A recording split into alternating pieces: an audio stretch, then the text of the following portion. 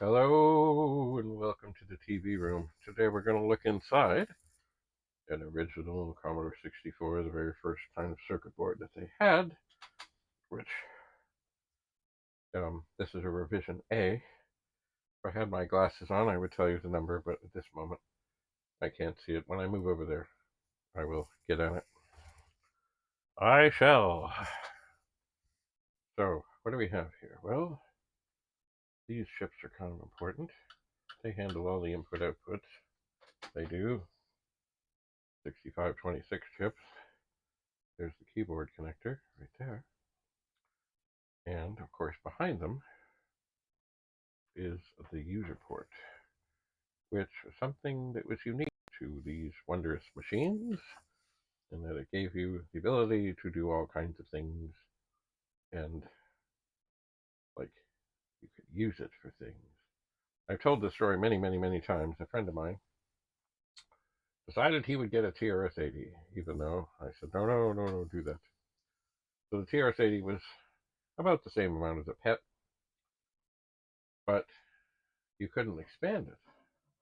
There was nothing there. But you could buy an expansion box, and it would sit underneath the computer, and it all matched, and it looked all nice and pretty in its gray plastic. But the expansion box didn't actually add anything. It just let you add things. So anyway, he did that. Now he finally wised up, or so I thought, and he was going to get something else, and he did. Was it a Commodore PET or 64 or Big 20? Oh no, he got an Apple. So anyway, we couldn't exchange programs or do whatever, but we did have a good time. He had a pool table, and oftentimes there were three of us, and people would play pool, and the person that lost would go upstairs and sit with one of the computer magazines and type in the latest program from the magazine, and hopefully by the end of the night the program would be in, and maybe it would work, or maybe we'd have to do a little troubleshooting. You know. Anyway, let's move along a little bit here. These three chips are the ROMs, read-only memory, and they really tell the computer what it is. They do, or all the stuff in there. Like it's a 64K machine, but you don't get 64K because this stuff takes up space. Because otherwise, if you just have a blank, empty 64K of nothing, it won't. The keyboard won't work. The monitor won't work. Nothing will work. Behind these ROMs is the cassette port, and it too is a vital thing if you've had a printer interface, or of course a data set, and a variety of other things, like even the pet companion made by Rudy of Rudy's Retro Intel. A lot of things snag power off the cassette port. Why? Because it's there. Indeed, it is. Now if we slide along a little farther, oh, we might have to go up a bit. There we go. Behind the, well, in front of us is the 6510 chip, and then I have the connector for the monitor, as well as the serial port, which would be for disk drives and printers and things. And very valuable, very handy ports to have there. Once again, don't need to add anything to expand these things. If we move farther over, here's something that it's in there, and it takes up a lot of space, and I'm sure, it was important. It's the RF modulator. And of course, a lot of 64s, for people who got monitors, it's never been used. And I would hesitate to say that not that I know that there's a whole lot of trouble with these things, but a whole lot of 64s probably get sold to people with the RF modulator not being used in like 40 years, and who knows if it works, and nobody really cares. Because not many people connect to television sets. They don't. Anyway, if we carry on a bit, we will see the cartridge port. And the cartridge port is, of course, where you would put cartridges, which has games and things, and um, like a fast load. There were all kinds of cartridges. And always, always be careful. Never put a cartridge in when the machine is turned on. Never, ever, ever, ever, ever. Some people did that, and of course, then they took it back to Commodore, and within the first couple of days, it was, it's broken. And of course, it really, yeah, they should not have done that. If we move a little farther, we will find the power switch, which is the red thing. And above that, that's where the power supply plugs in. And then, and oh, be careful when you're plugging in the power supply. And that is, there's a little groove on the top of the power supply. Do make sure that that groove is up. Now, it shouldn't fit any other way, but things happen. And word has it that, see, originally the video output was 5-pin, and they changed it to 8. And apparently it's because some people are saying, hey, look, the power supply fits in here. And that would not do any good for the machine. Anyway, if we move down a bit, we'll see off to the right the two, not one, but two joystick connectors. Now, they're hard to see. They're kind of just black. But that's what they are. And that was, of course, the joystick port 1, joystick port 2.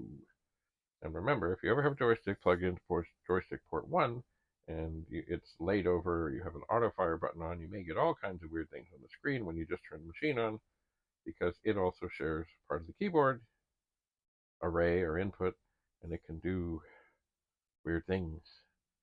And so if you're ever having trouble with the keyboard, you think you are, or something is weird, make sure the joysticks are disconnected, especially the one from port 1. But just, best if you're having weird things happen, just unplug most everything except perhaps the monitor and see if the problem persists. Now, if we move down a little more, we'll come to this big heatsink thing. And that is a cover that's over the VIC chip. And the VIC chip, of course, or maybe the VIC-2 chip, was one of the magical things about the Commodore 64 that gave us the colors and sound. Not the sound. The sound was the SID chip. But it was great. And typically, in most machines, the VIC chip is in a socket. Most of them. Because things happen, and anything that's in a socket is much easier to deal with.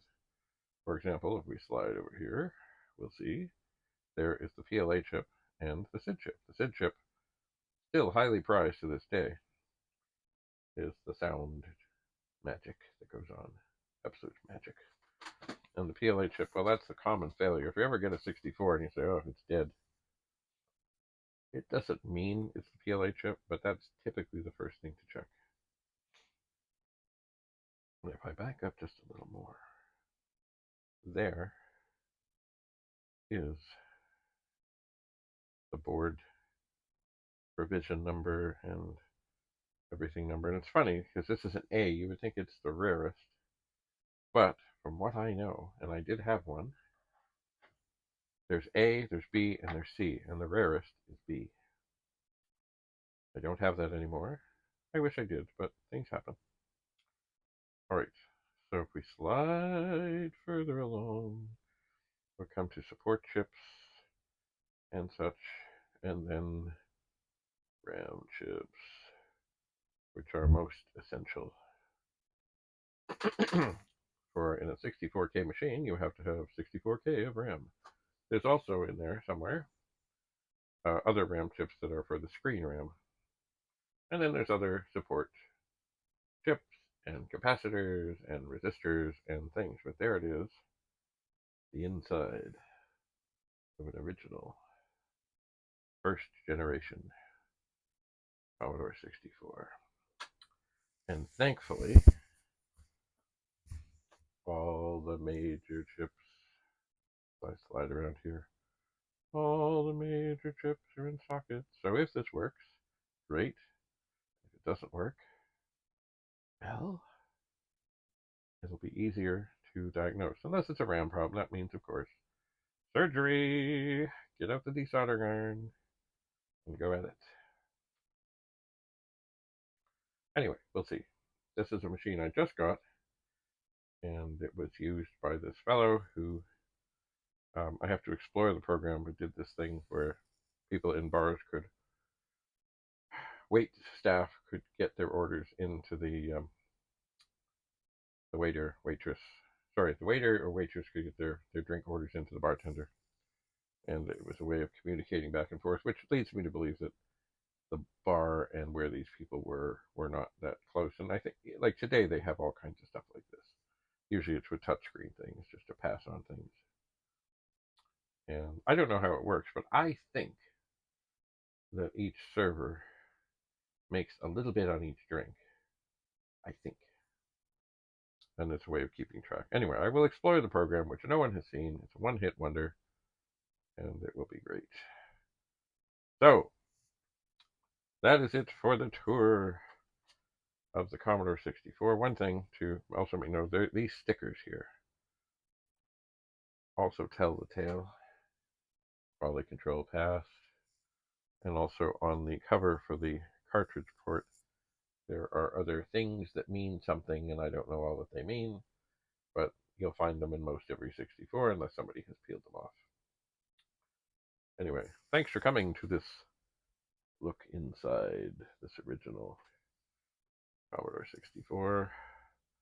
We'll finish up by giving one last slide, and we'll look at, there's the 6510, which we can see some of.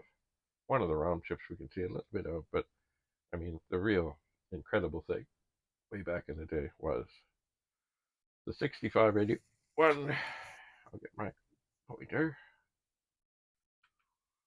The SID chip. Have a lovely, lovely day. Bye for now.